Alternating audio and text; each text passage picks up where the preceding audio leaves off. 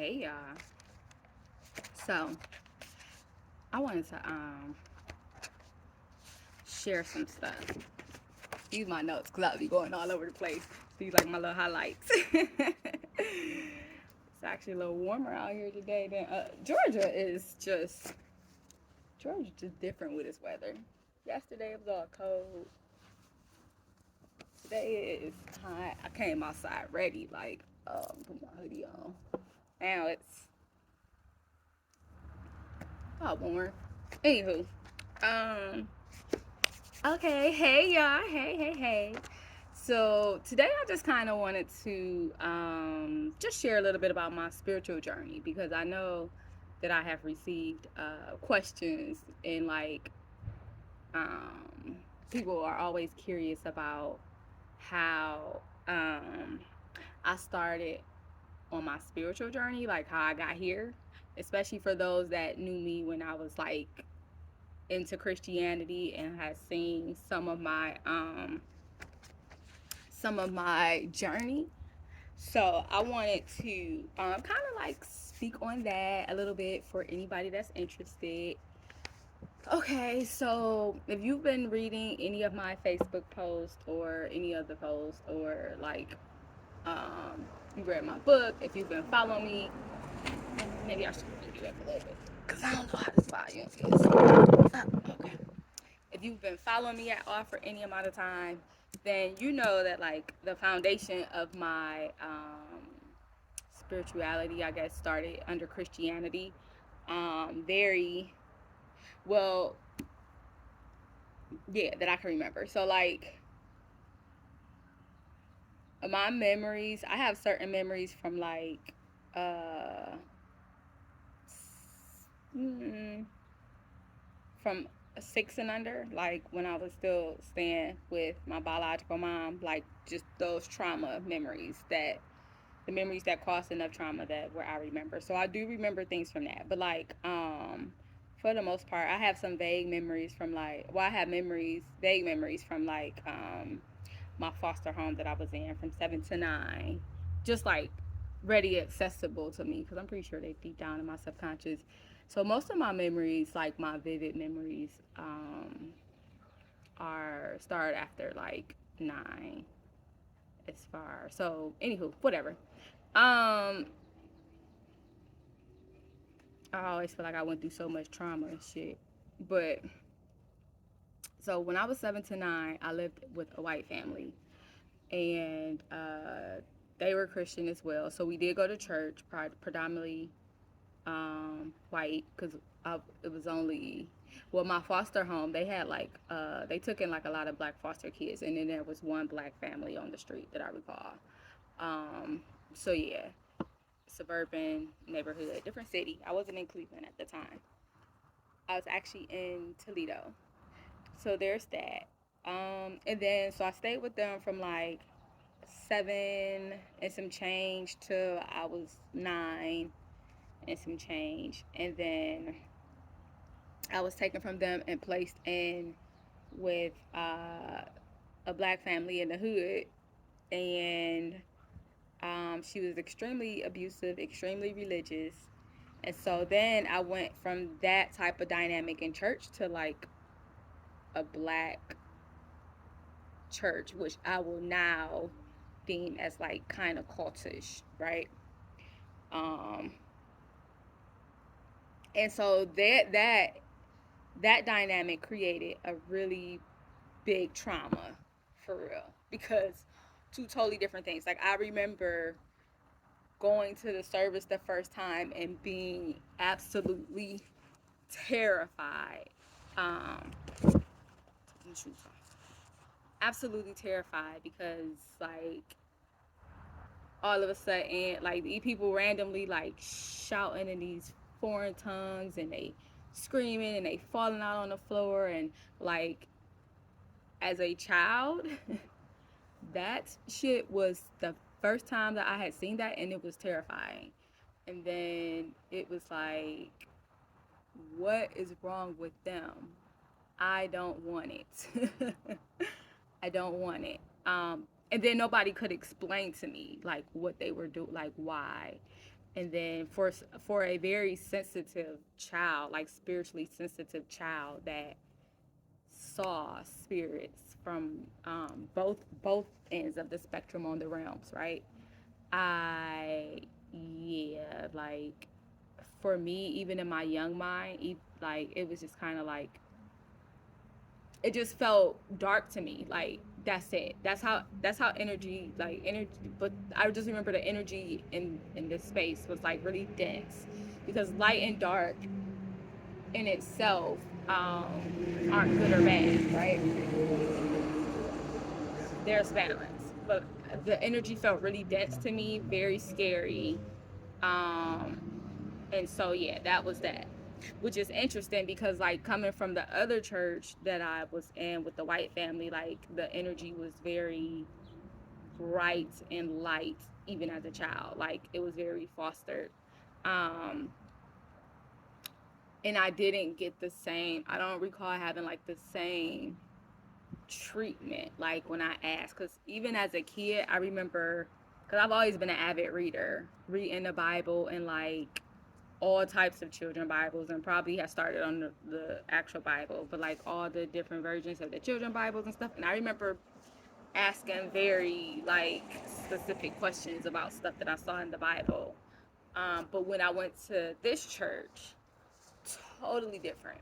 Like whenever I asked questions, it was um, not received openly at all. Like oftentimes, especially with my ex adopted mom at the time, like I would get beat. I would get told that I was questioning God. You don't question God. Like there weren't often times that the adults around me could answer my questions, so they kind of tried to beat me into submission to just like accept the word, right? So that was my experience related to church from like 9 until I left that home when I was 14, when she tried to kill me. The last time she tried to kill me. So in those years, my introduction to the Black Christian church community was very I just like when I think about that time, it's just really dense and dark and heavy and oppressive and scary and like yeah. And I remember like when I became like I remember having to, probably when I was like 10 or 11, but I remember having like being forced to go up to the altar to like have the pastor lay hands on me and them like trying to pray demons out of me, and um making like having to sit down and like tarry for the Holy Ghost. Like, and I was very like, I don't want to do it. Like, I don't want whatever y'all got coming inside of y'all. Like, I don't want it. And then like being made to feel at that time that like there was something wrong with me and that I had to be purified and that I needed the Holy Spirit in me to cleanse me.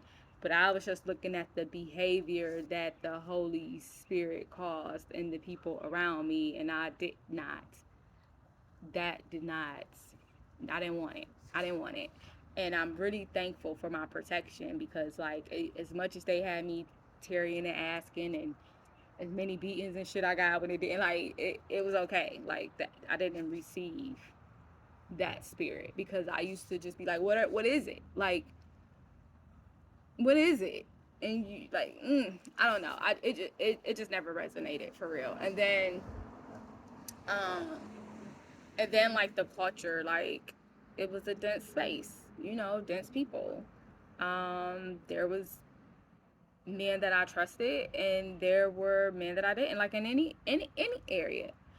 But I remember this one elder, like he was trifling, like his spirit was so and he used to older guy, like to me, used to purposely try to, because I developed really early, brushing against my breast, like trying to brush up against me all the time. He gave me and it was awareness at a young age to avoid avoid, because I will feel like he was like try to corner me. And as a kid that had been molested most of my life and sexually abused and had sexual trauma, like you kind of learn the energy. You learn how to fill it out. You know. So, but then it made it difficult because like my ex adopted mom was like friends with his wife, and then they lived close, so we would go over there, and they had like two kids, and then like while I would be at the house, I would like trying to make sure that I did not,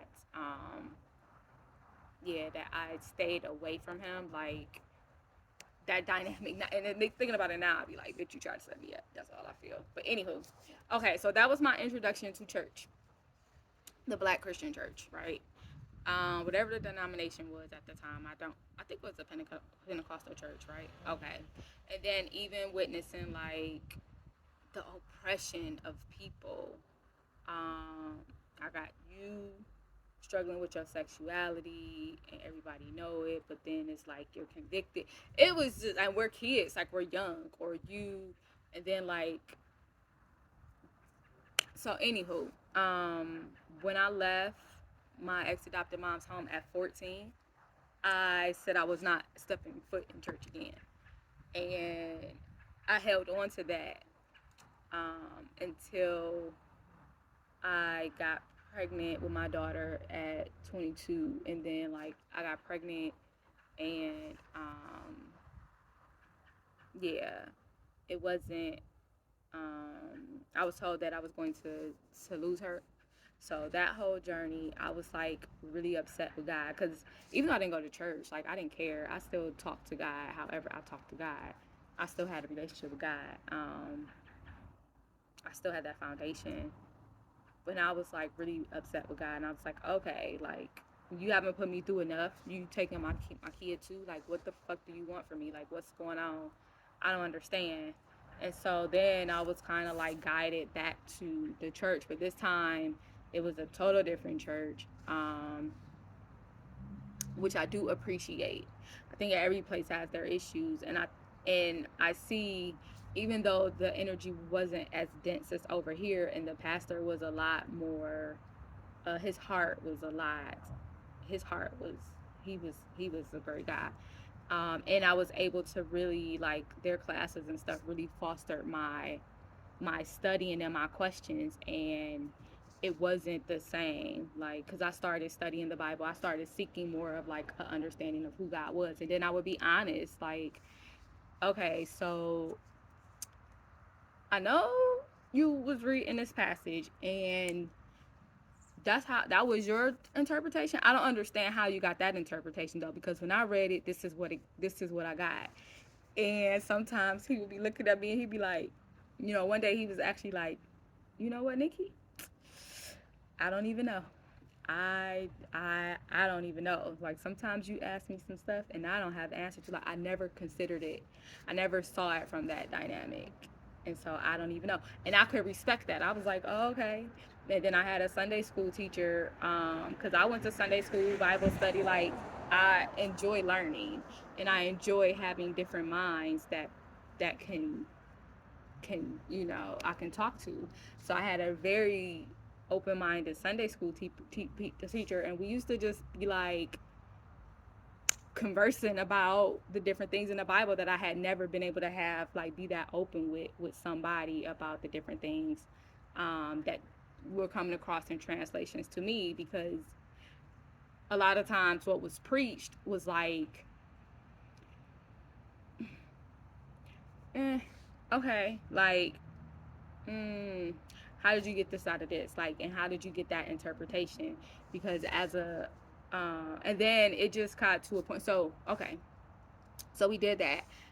So I think I was at that church for maybe 2 years. And then, like, I was growing and evolving as well, right? Um, and so I started that was like a open time for me to really start questioning, like for certain questions and things to really come up for me. And I started questioning things, like when we had our young adult stuff, and it was just like, oh, you can't do this, you can't do that, and I'm just like, I'm in my 20s, why can't I? Like, I've been living life out here for a long time. Why can't I go to the club? Why can't I go to the bar? Why can't I drink? Like, And then the verses that they will always give to support it was like, that's not what that says. Like, no, you're using that incorrectly. So I started seeing the manipulation. And I keep getting like, think about that Nat Turner movie that came out a few years ago. Like, it kind of was like that for me. Like, I started, that was like my first, like, really started seeing with adult eyes, without any outside forces, without the fear of being oppressed by anybody, right? Like, as far as like being frightened to ask these questions, um and explore and things like that. So being in a safe space to an extent to explore. So then I started challenging some things and saying like, nah, you missed doing that. And not even well, it was never an offensive way for me. It was just usually just like, that's not what that's not the interpretation that I got, or that's not, And then just being very honest in my truth. Like, yeah, I'm not going bowling all the, like, I don't even want to bowl. I don't want to go, like, I don't want to do that all the time. I'm gonna go to the club, I'm gonna go to the bar, and it's cool coming here, like, this fun, but I'm not gonna do this. Like, I'm young, I don't want to do this. Like, I'm young, I don't have no kids, and if that worked for y'all, like board games and shit all the time, that's fine, but that's not what I'm gonna do. And I was just like bringing that truth, very, always very authentic in who I am. But then on the spiritual side, I also had a place to be like talking to my pastor, like when he's like talking to me about God and the Father, and just being very honest, like, yeah, I don't identify with that. Like, when you're up on the pulpit and you're talking about God as a father and things like that doesn't resonate with me. There's no connection with me. I can't identify with God like that, and so that's where I struggle. So being able to have a space to articulate like my feelings, and then you know having those dialogues, and my pastor saying like, okay, I can understand, and then me taking that and then going back in my safe space of writing or whatever, and like writing down my truths and stuff like that. So that's how my spirituality, like, stuff started changing for me. It was, I guess it was gradual. Like, it was just life, like, oh, okay, like writing down, like talking to God, like, hey, you supposed to be my father? Like, yeah, I don't understand what that means, because I don't come from that. Like, this is what a father means to me. Like, this is what I've seen in father figures. So I'm supposed to identify you as a father, but that don't even make sense to me. And like, my prayers and conversation kind of graduated as my walk did, like, because I decided that, I think subconsciously I kind of decided that, like, I'm gonna pursue this. Like, we gonna figure out our connection, and I probably wrote it too. Like, we gonna figure out this connection, what works for us, because that don't work for me. So I want to get to know who you are, but it won't be through that, because that ain't working. And then, like, really, really, like I said, I'm a studier, and I was into church at that point, so I was definitely studying the Bible. And then the more I studied, the more versions and translations and things that I studied, the more I got more into the etymology of words and things like that.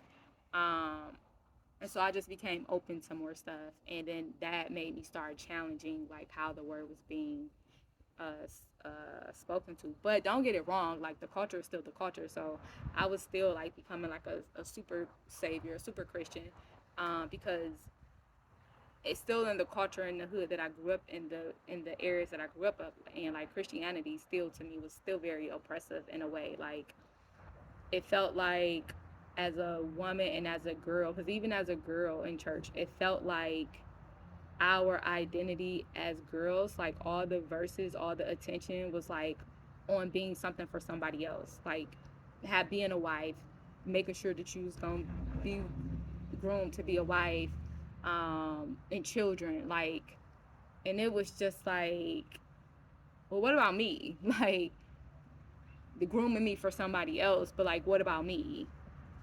From young in the church, like, that for me just felt like everything was like being a wife to somebody and being a mother and all this stuff, and very much those messages, but like the guys weren't really getting the same messages, like, so, and then just all of this stuff, if you're in the culture, you're in the culture. So I know a couple of my friends tease me for being a super saint, but if I meant something, I believe it. Then I meant something, I believe it. And that's essentially like when I say that Christianity in some sects is literally a cult. Like it just is what it is. And some are lighter, like some are better, but like some of the foundations, some of the theology, I guess, behind it. Is that the one? Or is that the right word I want to use? Probably not. But no, not theology. Some of the culture behind it, because it's just culture. Some of the stuff I just don't agree with, like the oppressive nature, and then like the separation. Okay, so let me go. So I went to that church, and then I went to another church, and in these, whoa, what are you? Let's not do that. You know what that flying animal was? Flying bug was. Um, looks like a big ass red. How you doing today? Good. How are you? I'm good. You look beautiful. I like your hair wrap. Thank you. You're welcome. um, and so I started noticing more. Like the more I studied, and the more I started seeing like the behaviors of those around me, and it started causing a divide. Because not a divide, but I just became aware because it was just kind of like, okay,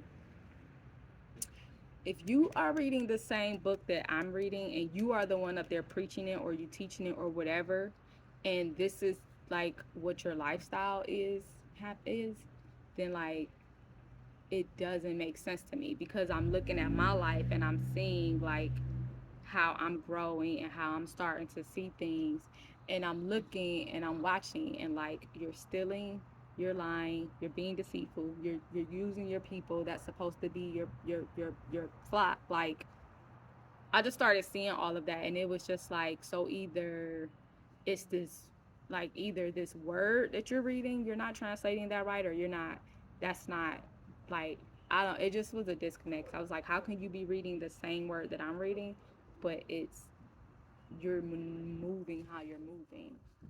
Either you don't believe it, or like there's a disconnect or something. And I couldn't really figure that out, but I was in too many spaces where there was a lot of arrogance with the pastors, and like a lot of ownership, and like a lot of control, and this, like, you can't tell, like this arrogance, like you can't tell me that I'm out of order, I'm this, I'm that, I'm the king, like, and then amongst the flock, the people, um there was a lot of just aimless following, like mindless following, because you have this title. And so as my relationship with the creator grew, um, the creators grew, but I was still under Christianity at this point, but like I was doing a lot of studying and stuff on my own. Um, it was kind of like, yeah, this ain't really right either. And then just natural stuff like was just pushing me out. I got kicked out a couple churches, and so then my journey took me to so I was in like the Pentecostal, the Baptist, the non-denominational, and then I went over into a Hebrew roots, kind of like Judaic church. But it was like a Christian. It wasn't. They came from Christian background, so they was like, it was like an introduction into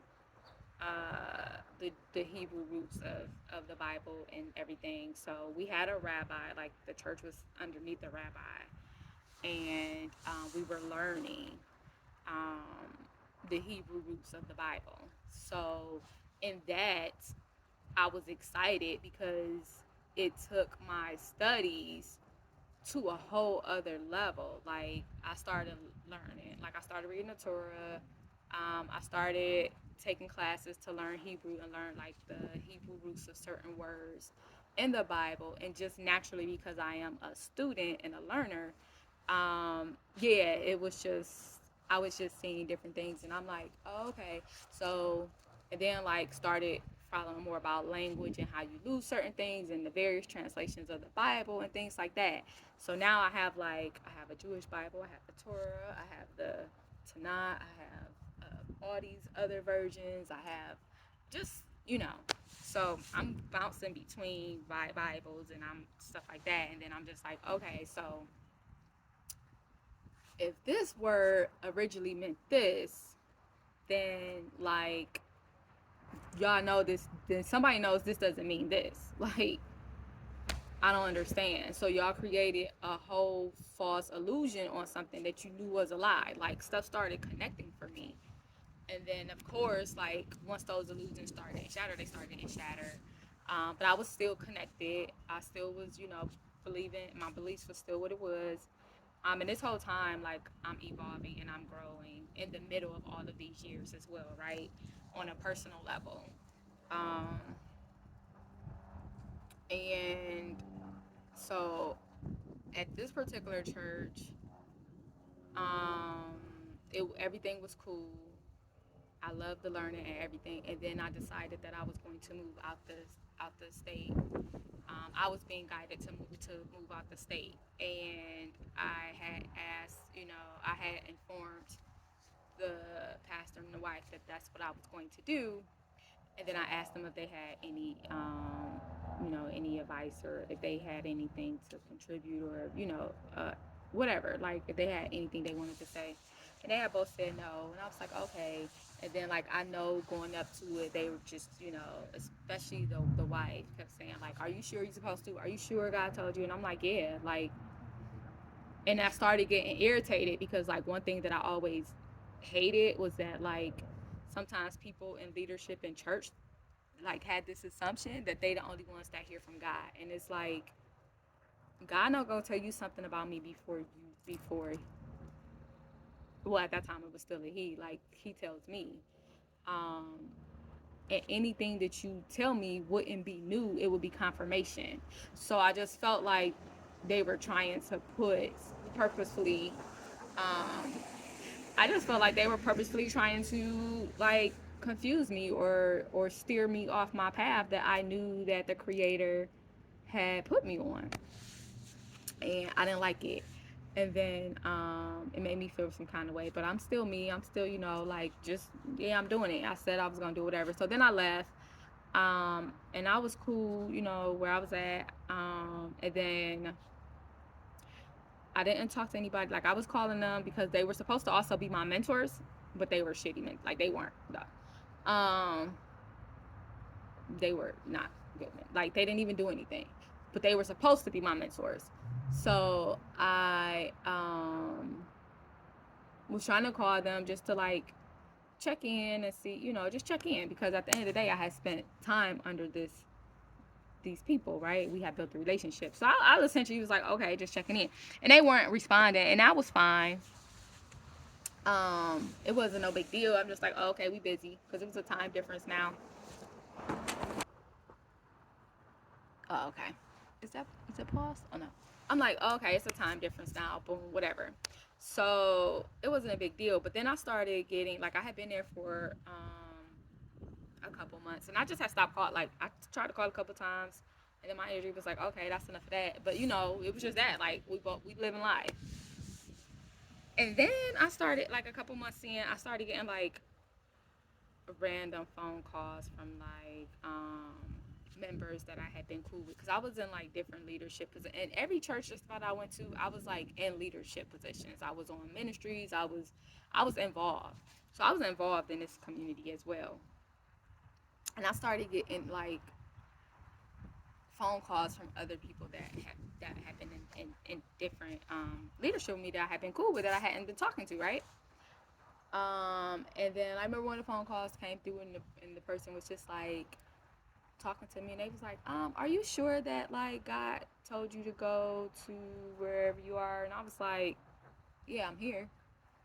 Cause one thing about me for the most part, like I'm not making no major moves without being guided, like without feeling like, I don't know, whatever. But I'm like, yeah.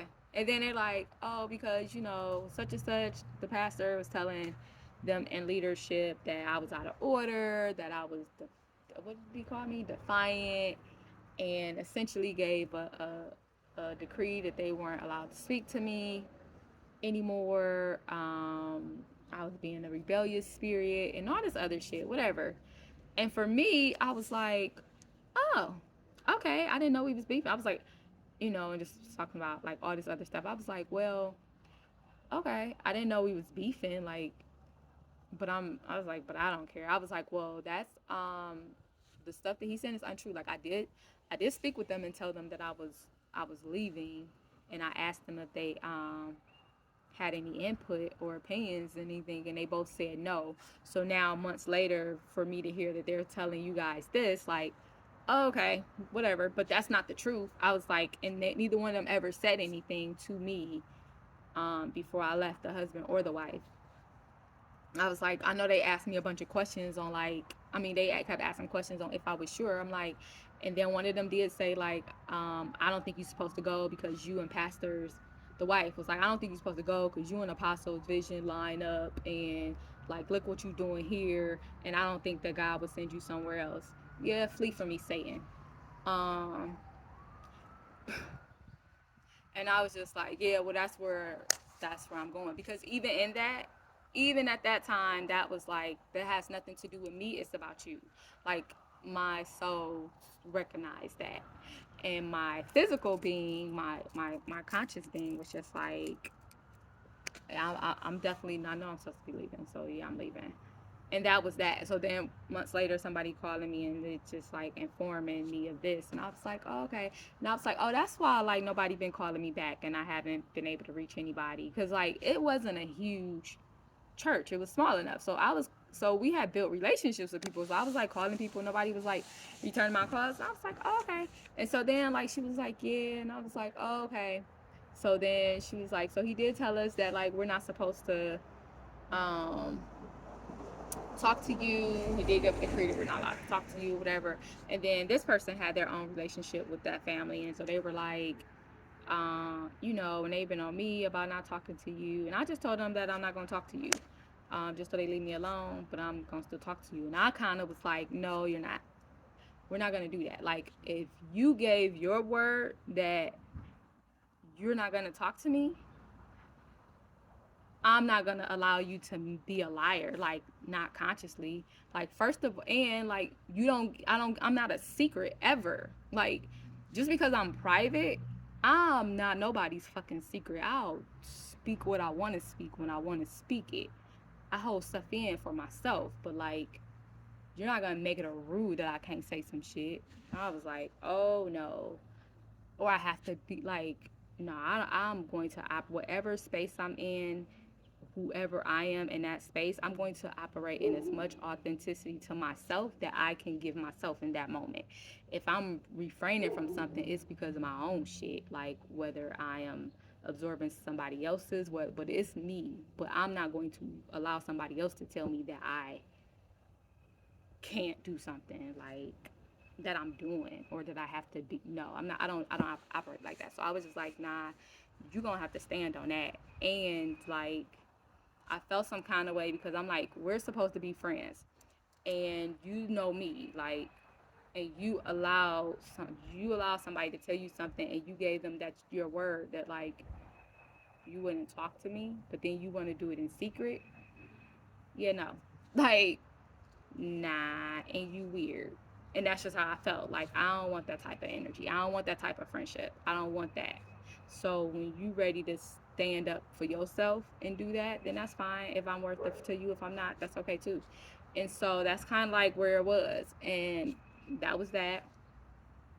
Um, and then I like, because I was only out of, like, I would literally was guided to leave, and then something happened, and I had to go back, like, maybe 6 months later.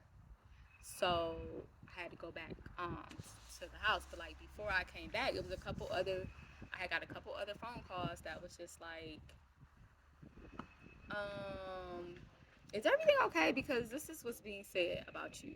And I'm just, if you know me, I'm just like, hey, how you doing? Hi, cutie. Um, I'm just like, yeah, that's inaccurate. Like, this is what the truth was, and this is what it was, and I don't know. So those were the conversations. So when I got ready to come back, because like leaving, I didn't leave the church per se. Like, I didn't have beef, so I was still gonna do what I was gonna do.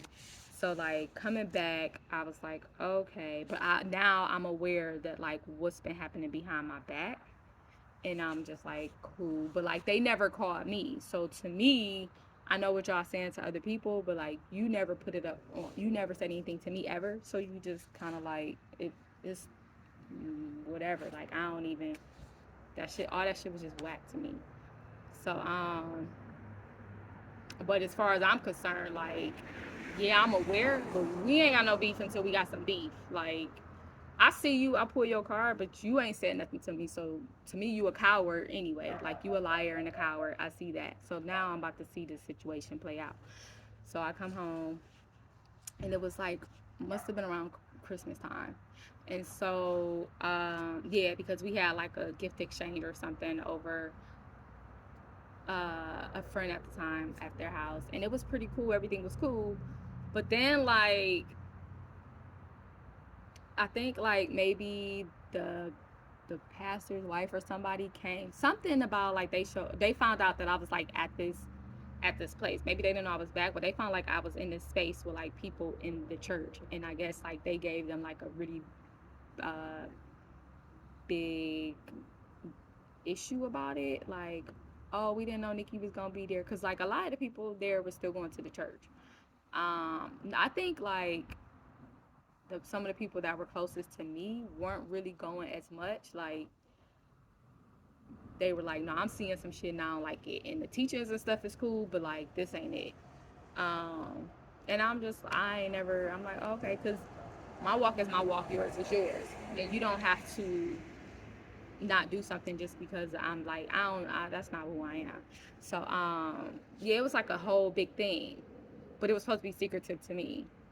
And then and not to mention that before I left, the pastor's wife was supposed to be a prophet, but like essentially tried to get somebody close to me to manipulate me so that I would believe that like God didn't tell me to go. Like tried to get them to manipulate me, and they was like, nah, son, I ain't gonna do that. Um, and then they told me like, yeah, this is what happened. So just having awareness of certain stuff. So when I finally like go back to the church, I went on one because we used to have service on Saturday. So I went on a Saturday, and then I had like a couple of my god kids with me, and well they weren't. I had a couple kids and my couple of my god kids, and then their people. So I had a few kids with me, and I walk in and it's like everybody's like, oh okay, it's a moment. I am authentic. Like I don't got no. I just yeah okay. So um we do the worship, the dance, all the other stuff. You know how you do in church. Like we go through all the first stuff, and then did I think before he came out to teach, I think he had sent his secretary out to ask me to come to his office and speak to me after like the praise and worship and the praise dancing and all of that. Before he came out to speak, I believe I would have to go back and write and look because I know I wrote it down. But essentially, this is definitely gonna be a multi-part video. So like yeah, so essentially, he called me in his office, and I think it was before he went out to preach or teach, and he's all like talking to me, whatever he was saying. I don't even remember the beginning shit, but essentially, hey boo, it wasn't 4 hours. I know. That's what I was saying. You ate already? You about to eat now? Um, so essentially, he pretty much was like, my leaving without permission. I didn't ask him, could I leave the state? And I just let him talk at first because I was, baby. I didn't ask him, could I leave? I was rebellious since I didn't grow up with a father figure. I didn't understand. I didn't have the correct respect for authority and father figures, and I lacked control. and just like going off. And I sat there and I listened. And then he said some more shit. And Mija tried to say something about like not. Oh shit, my laptop. I forgot that. Oh, okay. Then Mija said some shit about me not like being aligned or being able to hear from God, or I don't know, to be able to make my like that shit. And I just listened, let him say everything he had to say. And then he felt like he was owed an apology or something. And I said, because at this time I was pissed. I said, first of all, um, I don't have to ask nobody. Like, I was like, ask you, could I leave? Nigga, I didn't even ask my dad, could I leave? Like, I don't ask nobody for permission to do anything that I'm going to do. I'm grown as hell. You're not my father. I don't have to ask you anything. Like, I give you a certain honor and respect because that's the culture here, and like you had earned it up to that. Like, it didn't, like, that's the culture that I came into, and I respected that dynamic, and we had an equal respect. But don't get it fucking twisted. Like, that's kind of like how I felt. Like, don't get it fucking twisted. I don't know what type of authority that you think you have over me, but you don't. I don't know who you thought I was, but nigga, I'm not that. And who the fuck are you talking to? Like, that's what I wanted to say. My respectful self was still like, hey, I don't know who you talking to. I was like, but like, ask permission? I ain't even asked my dad for permission. Like, I don't ask nobody permission for nothing. I've been on my own for a long time. You are not my father. I didn't have to get permission to do anything. I was like, and just like God speak to you, God speak to me. And God told me to move, and I moved accordingly. Who are you to tell me that I'm out of order? Like, God don't have to tell you nothing that I'm supposed to do. I don't know why you think that. And I was like, and the other thing is, you're lying because I told you I was leaving, and then I asked you if you had any input or opinions, and y'all both said no. So for all of these months, for you to be going behind my back and lying and have this narrative that like you didn't know, or like what, I'm like, well, everybody knew, but for you to have a certain narrative, like if you had something to say, that was your time to say it. So for you to go on this tangent, like, yeah, I don't have to do that. And then he was just like, oh, I'm pretty much disrespectful, and he was kind of like, well, you can't come back. Like, either I was gonna, and I was like, I'm not apologizing for anything. And he was like, well, then you're not gonna be coming in and out this church causing chaos and people looking at you like they can just do what they want or some shit essentially. And so like, you're not allowed back here after today. I said, the fact that you think that you can tell somebody that they can't come into God's house because of your ego, yeah, that says a lot. I can come wherever I want to. Like, you can't keep me out of here. You can't keep me out of here. I won't come back because I'm just not gonna come back because you don't deserve my energy. But like, not because you told me that I can't. Who the like? And I was like, and that arrogance was. I was like, oh, okay, yeah, okay. And then I was after that, I was like, so do you have anything else that you need to say? So he said no. And then he went up and did his word, fuming, throwing all kind of daggers, talking all kind of shit across the pulpit. Y'all know how pastors can get when they in their feelings. Them type of pastors, y'all know how they get them narcissistic. He was saying all kind of shit. He wove me in his sermon so fast. And I sat there and everybody knew he was talking about me. Like, everybody felt like it's a small church. Everybody felt the tension. Everybody knew. Most people know what's going on. Like, niggas watching. I never said anything. Like, I might have told my best friend at the time, like, what happened in the meeting. And I stayed to the end because I had my kids with me and they were having a good time. Like, nigga, you don't get to tell me what to do.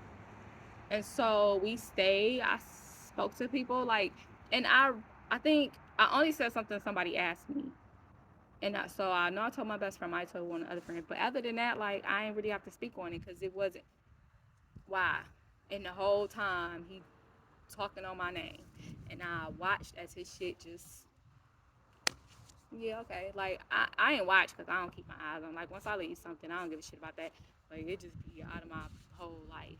So, that was like, I was like, but I had learned so much and I had grew so much and I already was at a place where I was, from my journey from when I left, like for all of my journey, but from the moment from when I left to got here, like I was already at a place where I had been questioning the whole Christianity thing, like religion thing. Like I was like, yeah, and I was already looking like there's more to this. Like everybody has a piece of the puzzle, right? Like that's just how I felt. Like everybody got a piece of the puzzle. Driving to Vegas, like all the thoughts that I kept myself from thinking a lot. I mean, that were there, but I kept myself from really thinking about like what's coming to me. I was just like, it was me. It was me. It was a freaking what 2 day, 2.5 day drive to Vegas or whatever I did it in. So it was just me, a lot of silence, and I like to sit in silence. I listen to my music and stuff, but it was just me and God, and a lot of stuff. And I was just like, okay, like I think we all got pieces of the puzzle. Nobody's right. Nobody's completely, like, you don't have all the answers. And the arrogance in Christianity for me, to my exposure at that time, was like the arrogance of thinking that it's this way or no way. Because even in this this sect of a religion itself, even in Christianity, I've been to multiple denominations and I've seen the differences. Like, y'all believe the core things, but like y'all all have different cultures and talk different stuff. So who are you to, I just felt like it was arrogant for anybody to think that they were the all consuming answers. And then I just also was feeling like it's a freedom. Like, you should be able to, why are you so close? Oh, you are huge. Can you not? Thank you. I would prefer you not land on me. Thank you.